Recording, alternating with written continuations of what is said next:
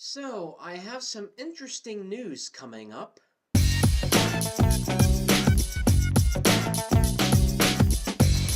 Hello, and welcome back to the 20th Century Dude channel. If you have not liked or subscribed to this video yet, please do down below. And if you have any questions and inquiries, also let me know down in the comments below. Now, let's begin. So, I'm sure this is probably interesting news for some of you, but I am thinking of potentially writing a book. Perhaps. I guess maybe the proper way to put it is I've started to write something, but whether or not I'll ever be finished with it is up to pure speculation. I'd like to have it finished by the end of the year, but maybe it could be another 3 years until I eventually finish this thing. Although, I mean, considering what, big story I'm about to write, I would like to perfect it in a way. So maybe it would be better to take my time and not rush it. So I should probably explain where I'm like coming with this as far as writing a book. I know primarily on this channel I do things like movies and television, but all of a sudden books like where did that come from exactly? Writing something is not exactly like new for me. I mean, I remember as a kid when I'd be up at my grandparents' house almost every Thursday. Of course, they had their computer, and then I'd load up the Word document and, type up these little short stories and whatnot. So, as far as that concerned, that's nothing new. However, I'm pretty sure I did mention before about how writing is not exactly my favorite aspect when it comes to movies or really anything. Really. So as far as like an assignment, if there was an assignment for school and there was something with writing, uh, yeah, it wouldn't have been my favorite. So I'm sure some of you are like, well, if you don't like writing, then why are you like writing this book then? And I think for me, as far as where I'm at with life, I think it really comes down to the idea. There are ideas that I definitely would like to see on the big screen. The problem is, I don't know if some of the ideas I have ever will. So, I mean, that really depends on whether or not I do fully get my way in the door in the movie industry. Of course, I'm having a hard time just finding a regular video editor or videography job on my own. So, I mean, put my foot in the door in the film industry, but anyway. I figure just in case I don't, any ideas I have for movies that I guess one would consider to be big budget is maybe something I thought, okay, I'll maybe put it down in a book, or any idea that I think is, I'd very much like to see on screen and don't know whether I will, uh, put it down maybe a book form, and then maybe eventually, 10, 20 years along the line, somebody might find a way to adapt and be like, hey, I want to adapt your book, and then maybe uh, if I can work my charms good enough, I can be the one that's like, okay, cool, can I direct my own book though? So there were a whole lot of ideas I had. I sort of narrowed it down to three, and I'm starting it with this one, which is the biggest one of the bunch. So maybe it's not a great idea to start, the biggest one first, but it was the one I felt most passionate about. It's been circling, the mythology I'm writing about is circling in my head for like years now. So I figured, why not just get this one done before I start any other ideas? So actually, you know what? I'll start the other ideas. So I had one about a western. It's sort of like two or three stories going on at once. You had someone doing this like Oregon Trail kind of a thing, but of course, like Oregon Trail, it all goes wrong. His family dies along the way, and he needs to figure out ways to survive and make money. And another subplot I had was with the sheriff, and he's hunting down this Confederate war prisoner. Of course, this is immediately after the Civil War, because of course, traveling to the West was occurring about the same time as well. So he's hunting down this Confederate war prisoner because even though the amendments are passed that you can't have slavery anymore, he's still trying to figure out a way since this was the Confederate economy, after all, trying to figure out a way to make a quick buck and, still try to, smuggle African Americans and whatnot, even though it's very illegal to do this. And he's wanted by the U.S. government. So, of course, there's all these wanted posters and whatnot. So they're trying to hunt down this guy who they believe is hiding out in the plains somewhere. So there's a Western idea. Another one I had. It takes place in the late 20s. Of course, it's a little bit after the Jazz Singer came out. That was one of the first major sound pictures, talkies as they called them back then. So you have all these studios trying to figure a way to cash in on that success, come up with their own sound on film technology. And then you have one studio, they're looking at not only sound, but who they can use to, bring in for profit and, bring in stardom for their movie. So they try to hunt down this opera singer from Europe and port her over. So I purposely had that written away. I know somebody I went to school with who actually went to school of music and actually went to Germany for about a month, a couple summers ago, to sing in an opera. So this is specifically written for her. In case this movie was ever adapted, and that way I could just, give her the call up and like, hey, you want to be in this movie because, you have the voice. So this was purposely written for her and whatnot. So that's another idea yet. So anyway, I probably rabbit trailed on there, so I'm gonna cut to the main chase. Again, this is a fictional fantasy, but also I guess what you'd call it's sort of semi-Asian inspired world, I guess. And I'll explain why in a minute. It takes place in this fictional world called Maya's Sun.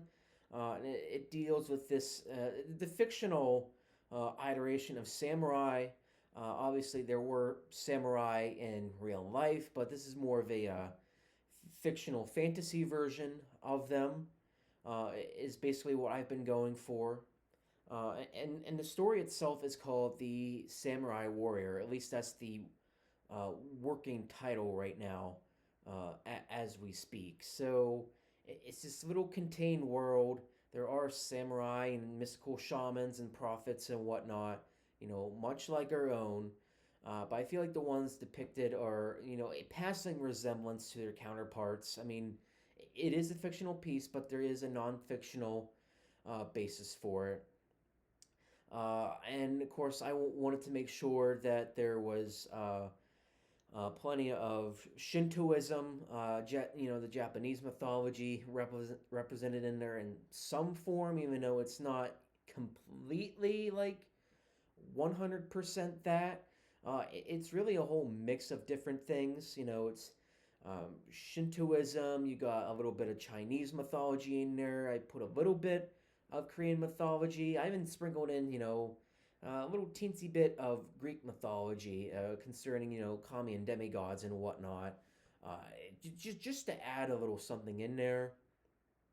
Of course, there's a good bit of, Abrahamic influence as well. So if you're one of those people who read the Bible, this is honestly is probably going to be somewhat of an easy read for you. So you're not going to have a hard time navigating it.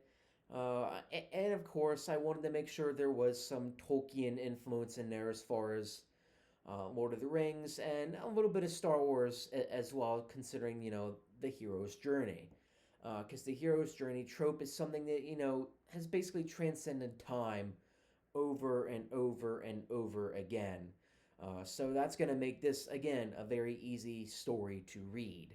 Of course, I also wanted this to reflect on, even though it's technically in this fictional world, reflects some of the corrupt things and the state of the world right now, sort of thing. Without being political, it's not in the political sense at all. It's just looking objectively at things that are happening now and whatnot, especially in the religious sense, how they keep mentioning about, the end of the world and, Battle Armageddon and Thousand Year Reign and how all those are coming up and prophecies and whatnot.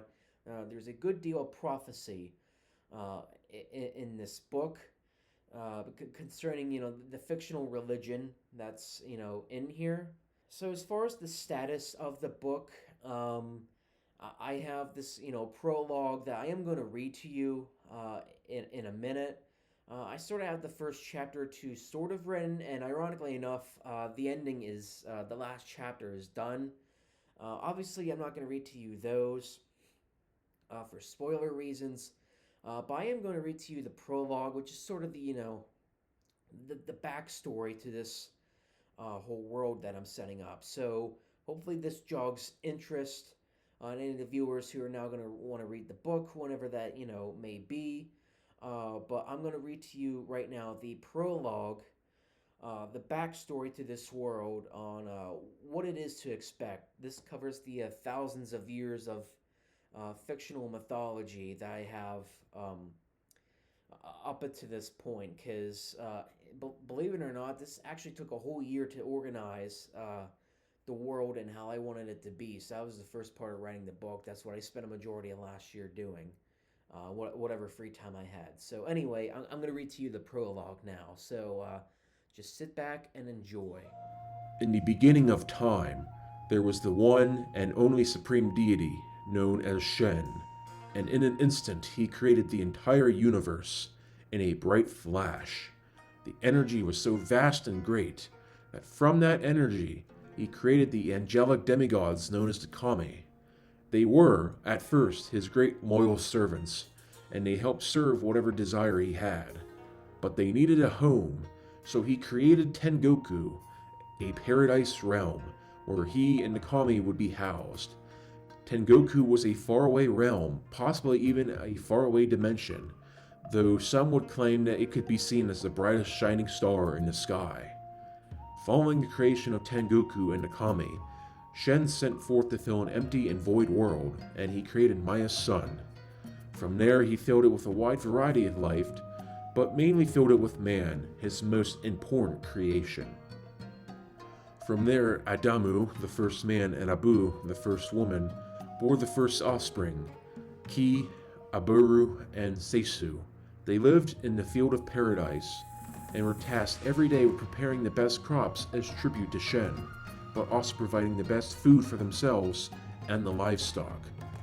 Aburu, the second son, was the favorite of Adamu and Abu, and Ki grew jealous, but always kept himself calm, not willing to displease his parents. Meanwhile, the strongest of the Kami, calling himself Insidious, grew power-hungry and sought to overthrow his master, but he failed and was cast out of Tengoku, crashing down on Maya's sun. Taking the form of a small dragon, he encountered Ki and convinced him to take first blood by murdering his brother Aburu, the favorite son. He listened and stabbed Aburu to death in the field. His family, as well as Shen, saw this and were displeased. This is known as the first dishonor towards Shen, and soon, mankind's descendants would continue to dishonor him until the end of time. Shen also banished Insidious in a horrific hell known as Flaming Darkness, and that became his domain of evil. From there, he would unfortunately continue to influence mankind, but his dishonor towards Shen would impact the Kami as well. Eventually, many more Kami started to follow Insidious, and those who pledged their devotion towards him were deformed into demonic beings called the Akuma.